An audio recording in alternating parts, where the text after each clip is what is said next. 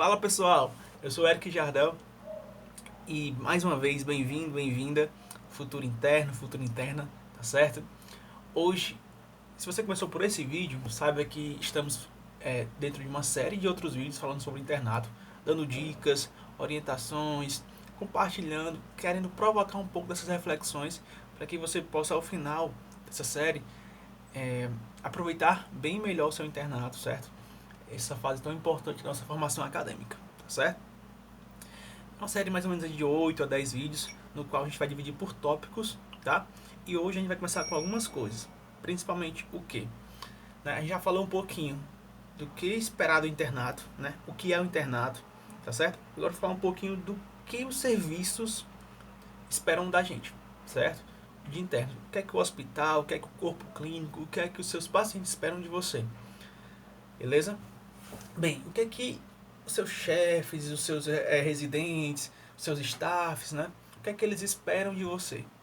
Eles esperam, acima de qualquer coisa, responsabilidade, tá certo? Com o paciente, proatividade, compromisso com o serviço.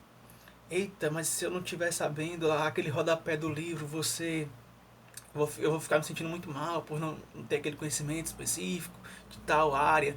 Não, gente. O intuito ali não é que testar vocês o tempo todo, não é exigir conhecimentos muito específicos, certo? O intuito é fazer com que vocês possam sair dali bons profissionais e vão avaliar diversas competências que, se vocês não tiverem, vocês devem criar durante o internato, tá certo? E de uma forma geral, muitos estados valorizam bastante essa questão do compromisso do interno com o serviço, né?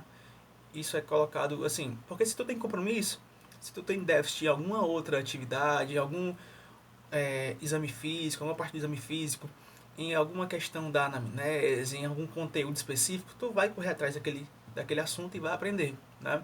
Porque isso está dentro da questão da responsabilidade. Nossa responsabilidade como futuro profissional é oferecer o melhor ao paciente. E se dentro dessa necessidade estiver aprender mais tal assunto, melhorar nosso exame físico, a gente tem que correr atrás e buscar isso, tá bom? Bem, e o que detalhadamente eu devo fazer como interno? O que é que eu preciso fazer como interno do serviço? A gente já falou o que o serviço espera da gente e o que é que eu tenho que fazer, né, no serviço. Isso é um tema um pouco complexo, um pouco amplo e que é variável de acordo com o serviço, daqueles 5 que a gente falou, né? É variável de acordo com a região que você vai estar, de acordo com o grupo de residentes, enfim, mas de uma forma geral, o papel do interno se divide em admitir o paciente, certo? Colher aquela historinha, escrever, que às vezes pode ser tanto em papel, um papel mesmo, ou no sistema, que a gente vai falar um pouco mais à frente também dos sistemas que o hospital utiliza, tá? Fazer um exame físico no paciente, evoluir, bem, o que é evoluir o paciente, né? Vai ter um tópico para isso, a gente vai esmiuçar essa parte, porém já adianto. A evolução do paciente é basicamente tu vai escrever as alterações do paciente do dia para o outro, o que alterou de parâmetros, como aquele paciente vem se comportando nas últimas 24 horas. De uma forma geral é isso, mas eu vou detalhar isso mais à frente, tá? Não nesse vídeo, em outros. Prescrição. Ponto. Aqui é uma interrogação. Desculpa, aqui é um asterisco nesse ponto.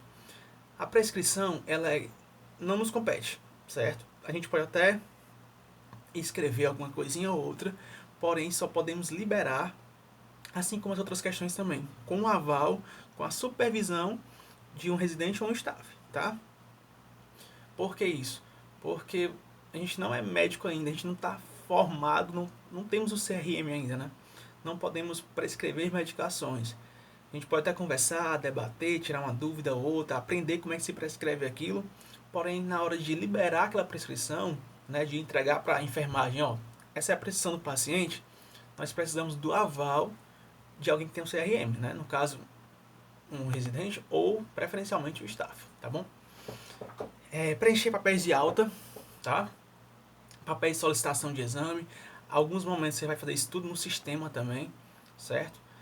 E sempre, gente, tudo que você vai fazer no hospital, você deve ter supervisão ou permissão de alguém que tem um CRM, principalmente os residentes que estão acima de você, na hierarquia de poderes, digamos assim, né? E o staff, tá certo? Eles que são os responsáveis por isso. Você vai escrever muita coisa, vai digitar, vai falar da sua forma aquilo, porém o residente ou o staff ele vai analisar se aquilo está de acordo, se aquilo está coerente e vai liberar ou não aquela prescrição, por exemplo, né? Ou aquela evolução. Vai fazer algumas alterações, vai conversar com você, vai te ensinar naquele momento o que deve ou não deve ser feito, tá certo? Ou seja, falamos de alguns pontos, né? Admissão, exame físico, evolução, prescrição, alta e solicitação de exames, tá? 6 tópicos que a gente vai falar bem melhor mais à frente, mas já adiantando o que é que você vai fazer como interno, certo? E aí, nesse meio campo é que reside o aprendizado da gente, a grande parte do aprendizado. Mas é só aí que reside isso? Não. E existem outros momentos bem mais específicos durante essa fase de estágio, né? Durante o internato, que a gente pode aprender bastante também. São as sessões clínicas, as discussões de caso, né? E o próprio passar de caso, né? Com o residente ou com o staff. O que é o passar o caso? É você, por exemplo, você vai, o paciente chegou, a enfermagem te avisar, pessoal, chegou um paciente, vai ter admissão, quem vai fazer a admissão? Aí o interno vai lá, conversa com o paciente, colhe toda a historinha do paciente, faz o exame físico, né? E após isso passa o caso com o residente ou então com o staff. Doutor, o paciente assim, assim, assado, com tal queixa e conta toda a historinha, que é bem grandinha, a gente não vai abordar agora, tá? Mais à frente a gente vai trabalhar isso. E aí depois o staff, o residente vai lá também no paciente, conversa com o paciente, confirma se o que você colheu está de acordo, tá? Estando tudo de acordo, ok, ele libera, vai carimbar aquela evolução, carimbar aquela admissão, digo melhor, ou evolução também, se for um caso de evolução, ou prescrição, e vai liberar aquilo, tá certo? Mas o tempo todo você pode e deve ficar perguntando, professor, doutor, doutora, isso é assim? Está da forma correta? Essa forma de escrita é a melhor forma? E ele com certeza vai adorar isso e vai te ajudar, te auxiliar a criar ferramentas de cada vez mais, né, melhorar a sua assistência, né, junto ao seu paciente, tá certo?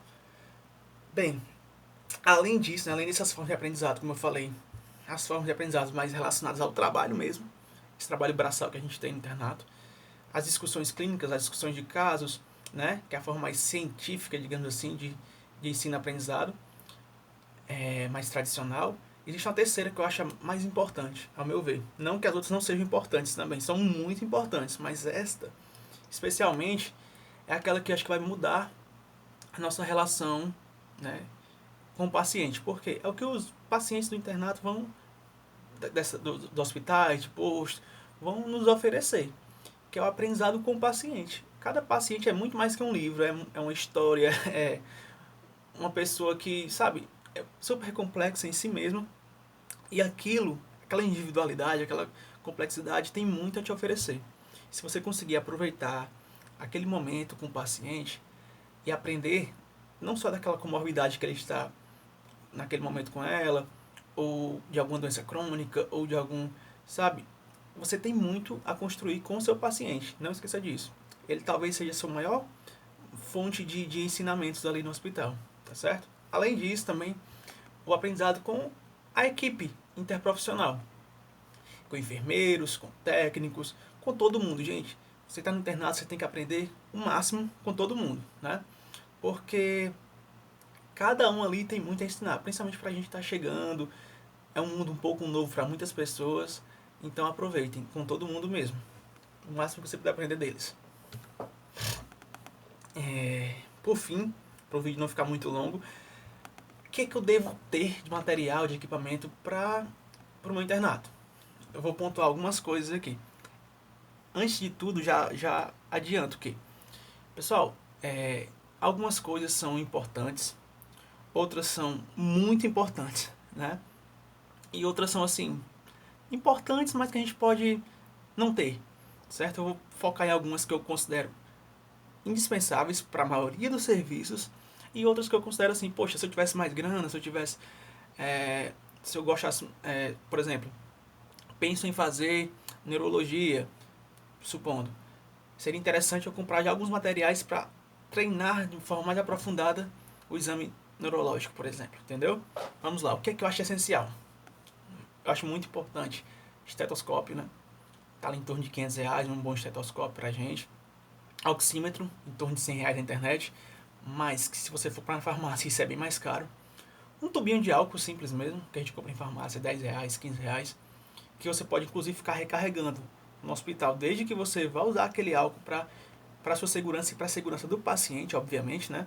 Você não vai poder ficar levando aquilo para casa, seria coisa ilegal, mas para você usar com os pacientes, óbvio, interessante, porque nem todo tempo você vai estar com aquele recipiente de álcool que fica nas enfermarias muito próximo. Então, se você tem um tubinho contigo, você tanto protege a você, né, pela higienização de mãos, quanto o seu paciente. Então, isso é benéfico.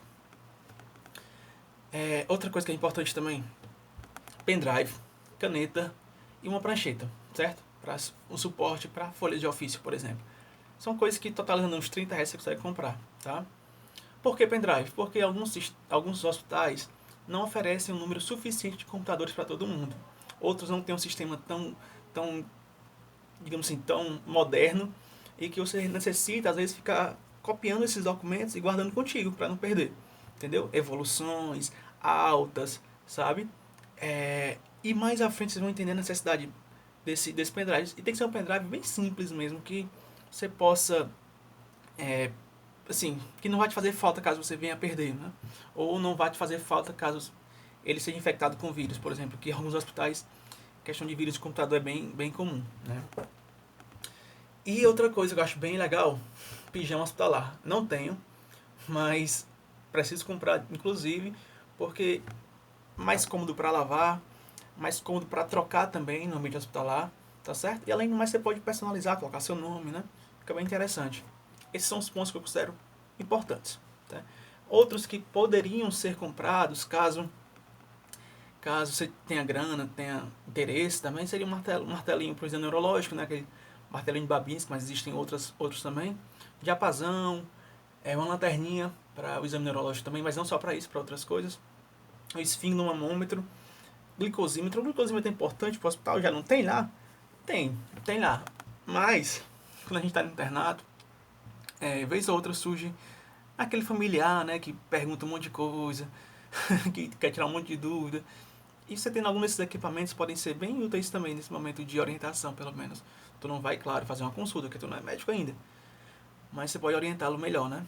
E tendo alguns parâmetros, até facilita. Oftalmoscópio, otoscópio, certo? Sonar na GO é importantíssimo, foi uma coisa que eu comprei, principalmente pelo fluxo de pacientes que era muito intenso, e às vezes os que a gente tem no hospital não supriam tão bem a necessidade no sentido de tinha um ou dois para 4, 5 internos, né? E às vezes a gente atrasava o serviço porque tinha pouco equipamento. Eu fui comprando um, julgando a importância desse equipamento, né? Bem, gente, é isso. Acho que eu não posso me esticar muito nesse vídeo.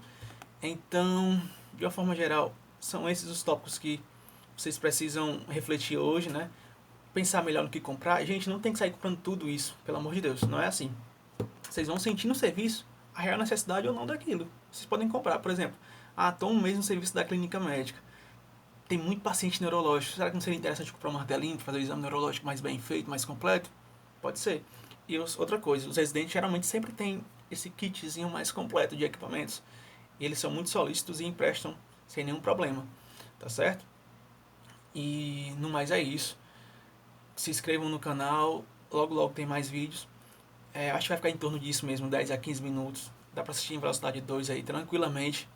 E vamos que vamos. Qualquer dúvida, deixe nos comentários. Deixem aí também quais equipamentos vocês acham que deveriam ter, que eu não falei aqui no vídeo, tá certo? Porque, como eu falei, isso é uma coisa, às vezes, até pessoal, né? E de condições de recursos financeiros também, tá bom? No mais é isso, vamos que vamos.